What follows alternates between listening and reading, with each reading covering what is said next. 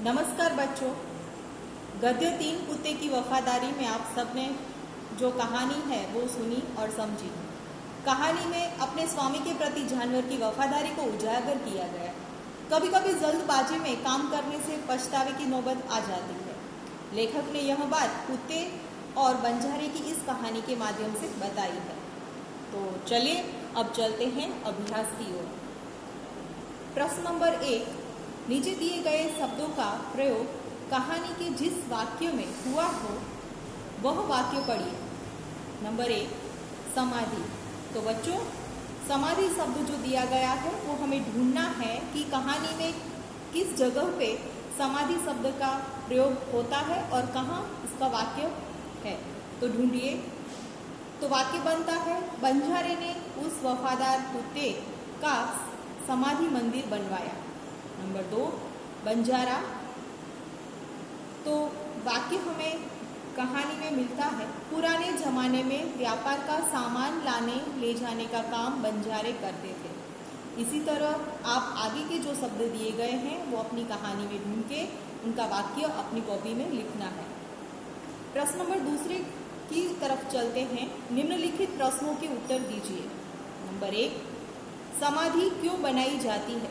तो बच्चों, समाधि इसलिए बनाई जाती है कि किसी विशिष्ट व्यक्ति या प्राणी की याद कायम रखने और उसके प्रति अपना प्रेम तथा सम्मान प्रकट करने के लिए उसकी समाधि बनाई जाती है। प्रश्न नंबर 2, आप इस कहानी को और कौन कौन से उचित शीर्षक देना चाहेंगे। जैसे लल्लू भाई रबारी ने इस कहानी का शीर्षक दिया है कुत्ते की वफादारी। इसी तरह हम और भी कई शीर्षक दे सकते हैं, जैसे एक कुत्ते का समाधि मंदिर, लाखा बंजारा और कुत्ता। ऐसे ही आप अलग अलग शीर्षक दे सकते हैं। क्वेश्चन नंबर 3, कुत्ते को वफादार प्राणी क्यों कहा जाता है। तो बच्चों, कुत्ते को वफादार प्राणी हम क्यों कहते हैं, क्योंकि कुत्ता भरोसेमंद चौकीदार तो है ही, साथ में चोर जब चोरी करता है तो वह उसके पीछे पीछे जाकर उसका पीछा करता है और सारा माल अपने मालिक को रिटर्न कर देता है। अगर चोरों ने कहीं सामान छिपाया हो तो कुत्ता मालिक को उस जगह तक ले जाता है और छिपाया हुआ सामान वापस दिला देता है। मालिक के लिए कुत्ता अपना जीवन तक कुर्बान कर देता है।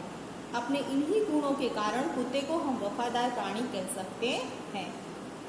प्रश्न नंबर 4, बंजारे ने कुत्ते को आते देख कुछ सोचा होता तो क्या होता।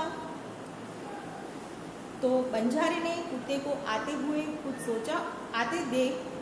सोचा होता तो वह कुत्ते पर लाठी से प्रहार न करता और कुत्ता बंजारे के पास पहुंच जाता।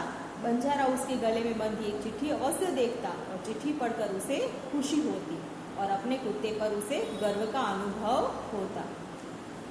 प्रश्न नंबर 5, सेठ ने कुत्ते को क्यों मुक्त कर दिया। तो सेठ के यहाँ चोरों ने डाका डाला था। कुत्ते ने चोरों का पीछा किया। चोरों ने दूर जंगल में जाकर सारा माल जमीन में गाड़ दिया। फिर वे भाग गए। कुत्ता सेठ जी को जंगल में ले गया और भौंक भौंक कर वह जगह बताने लगा जहाँ चोरों ने माल गाड़ा था। थोड़ा खोदने पर ही चुराया गया सारा सामान मिल गया। सेठ जी भी खुश हो गए। कुत्ते की वफादारी पर मुग्ध होकर सेठ जी ने उसे मुक्त कर दिया। तो चलिए बच्चों, अब चलते हैं प्रश्न नंबर 3 की ओर। निम्नलिखित शब्दों को शब्दकोश के क्रम में लिखिए। यहाँ दिए गए शब्द हैं सुंदर, वापस, वफादार, इसीलिए, आश्चर्य, लुटेरा। तो सबसे पहले कौन सा वर्ण आएगा, चलो सोचो। तो सबसे पहले आएगा आश्चर्य, फिर इसलिए, लुटेरा, वफादार, वापस, सुंदर। प्रश्न नंबर 4, यदि आप होते तो क्या करते बताइए। नंबर 1, कुत्ते को जमानत पर रखकर सेठ ने पैसे दिए। सेठ की जगह आप होते तो यदि बच्चों आप सेठ की जगह होते तो क्या करते, यह आपको लिखना है। इसी तरह दूसरा प्रश्न भी अपनी तरह से लिखना है। प्रश्न नंबर 5 की ओर चलते हैं। पढ़िए, हंसिए और सही शब्द लिखिए। तो बच्चों, और राजा तो यहाँ लिखा है राजी। आपको हंसी आ रही है ना, क्योंकि राजा के साथ यहाँ शब्द आएगा रानी, राजी होता नहीं है। ग्वाला तो ग्वाली नहीं होता, उसका शब्द होता है ग्वालिन। अभिनेता तो अभिनेत्री, रानी तो राजा, शेर तो शेरनी। इसी तरह सुनार तो सुनारिन, ऊंट ऊंटनी, लुटेरा लुटेरिन, बंजारा बंजारिन, सेठ सेठानी। अब चलते हैं स्वाध्याय की ओर। देखो बच्चों, यहाँ एक कहानी दी गई हुई है जिसके यहाँ पर ढांचा भी दिया गया है। जैसे एक नौकर द्वारा हार चोरी करना, सेठ का सभी नौकरों से पूछना, किसी का चोरी कबूल न करना, सेठ द्वारा युक्ति करना, प्रत्येक को 7-7 इंच की लकड़ी देना, जादू की छड़ी होने की बात कहना, दूसरे दिन दिखाने को कहना, चोर की लकड़ी 1 इंच बढ़ जाएगी, घर जाकर हार चुराने नौकर का 1 इंच लकड़ी काटना, दूसरे दिन चोर का पकड़ा जाना। तो इस ढांचे पर आप सभी को अपनी तरह से कहानी आगे बढ़ानी है और अपनी कॉपी में लिखनी है। आगे बढ़ते हैं प्रश्न नंबर 2 की तरफ। निम्नलिखित प्रश्नों के उत्तर दीजिए। नंबर 1, रात को कुत्ता पड़ाव की रखवाली कैसे करता था? तो बच्चों, आपने देखा कि कुत्ता कैसा था, बहुत ही वफादार था। रात को वह सावधान रहकर पड़ाव की रखवाली करता था। अगर चोर लुटेरे पड़ाव की तरफ आते दिखाई देते तो कुत्ता भौंक भौंक कर उन्हें दूर भगा देता था। चलिए अब चलते हैं दूसरे प्रश्न की ओर। सेठ ने बंजारे के साथ कौन सी शर्त रखी? तो बंजारा सेठ के पास उधार रुपए लेने के लिए आया था, परंतु उसके बदले में उसके गिरवी रखने के लिए उसके पास कुछ भी न था। तब सेठ ने बंजारे से कहा कि तुम अपना कुत्ता ही जमानत के रूप में मेरे पास रख दो। जब तुम सारे पैसे लौटा दोगे तब कुत्ता तुम्हें वापस लौटा दूंगा।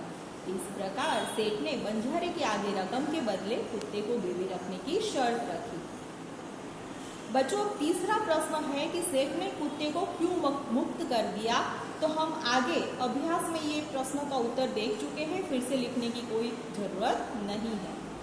प्रश्न नंबर 4, कुत्ते की वफादारी कहानी से क्या शिक्षा मिलती है? तो बच्चों, आपने इस कहानी से क्या शिक्षा ली, आपको अपनी तरह से कॉपी में लिखना है।